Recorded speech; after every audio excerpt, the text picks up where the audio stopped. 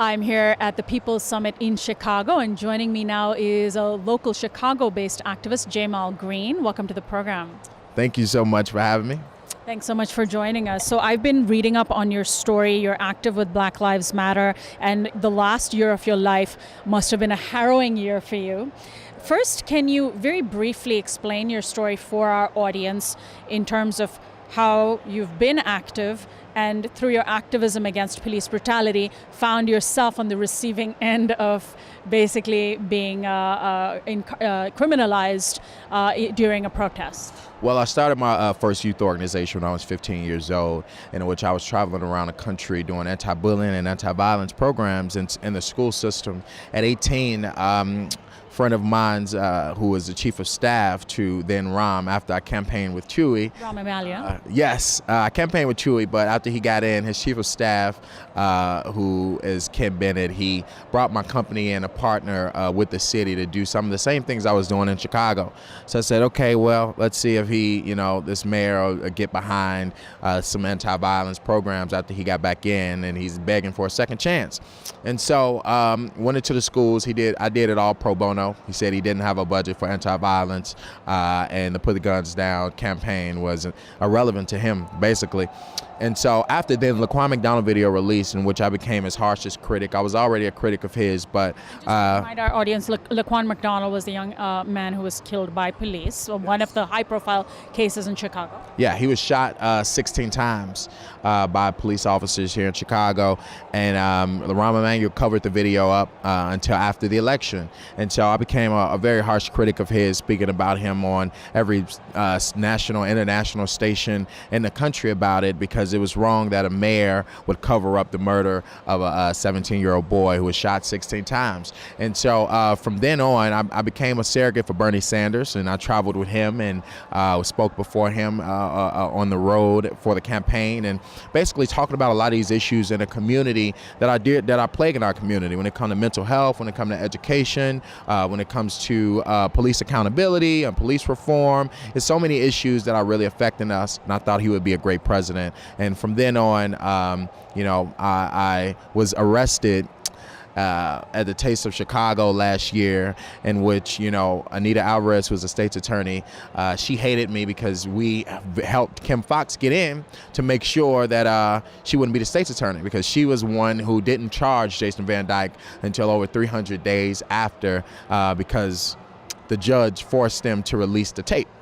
That particular race was a really important test of the electoral power of people doing like Black Lives Matter related work, etc. Yes, and so Kim Foxx beat her 2-1 or more, about 700,000 votes to 300,000, the first time that an incumbent was beaten in 100 years, and she's the first black woman to hold that position. And so we were able to accomplish that. So Anita Alvarez hated me, and so when I caught the case under her tenor, she slapped me with 9 felony charges and a whole bunch of misdemeanors. Arrested? What were you doing when you were arrested? I was protesting. I organized a protest that garnered thousands of people at the Taste of Chicago, basically saying, it's no justice, no peace. If we don't get justice, then there's no peace in the city. And I didn't commit any crimes, but I was pushing a paddy wagon, and next thing you know, I had a whole bunch of crimes saying I grabbed a police officer's gun and all type of stuff that a black man wouldn't do, it he would get killed. But the case is over. Given how many years of work you've done before that, right, you probably have heard this kind of story many times before anyway, as a setup. Yes, and many times. I never the target of it. Yeah, I never thought it was going to happen to me. I've organized many protests. I protested at the mayor's house, everything, and I never was arrested. So I didn't know it was going to happen to me, but I'm glad it's all over now.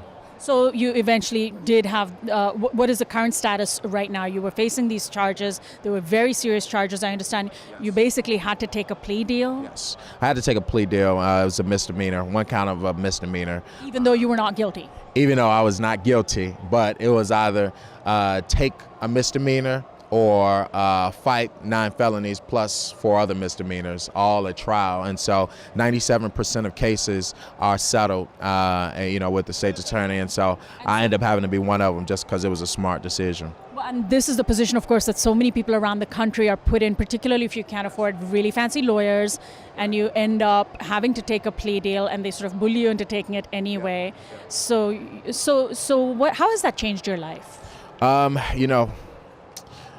It's changed my life a lot of ways. I mean, I think I could be a voice for the criminal justice system. And now I was able to, even before then I was talking about it, but now I went through it. I went through getting a $350,000 bond, a murder bond for nothing, for not committing crimes. So, I went. What does that mean, a murder bond? Meaning murderers don't even get a bond that high, so they get bonds like $200,000, $250,000, but I got a $350,000 bond for simply protesting, and no officers were injured, and I didn't commit any of those crimes. So to have that excessive bond, to do 3 days in jail, to go 9 months with drug testing, and I've never done drugs in my life, being treated like a criminal, to go through that whole system, I can talk about it more, tell people on the streets that are going through these things how to go about it, and really fight for change in the criminal justice system, because there needs to be a change. It sounds like they've tried to silence you, but it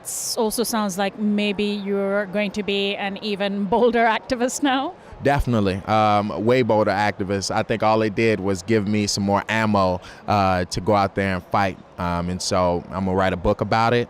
I'm going to keep on speaking about it on national stages, and be able to touch a lot of these youth out here going through the same problems. How do you put what's happening in Chicago into a national context? Because the right wing often likes to point to Chicago and the terribly high homicide rate in Chicago as a reason why, for example, gun control laws don't work. They like to also be able to point to Chicago as a way to undermine the really important work that people are doing to address police brutality, to say, look, this is the kind of thing police have to deal with. How do you explain Chicago to non-Chicagoans and put it in a national context?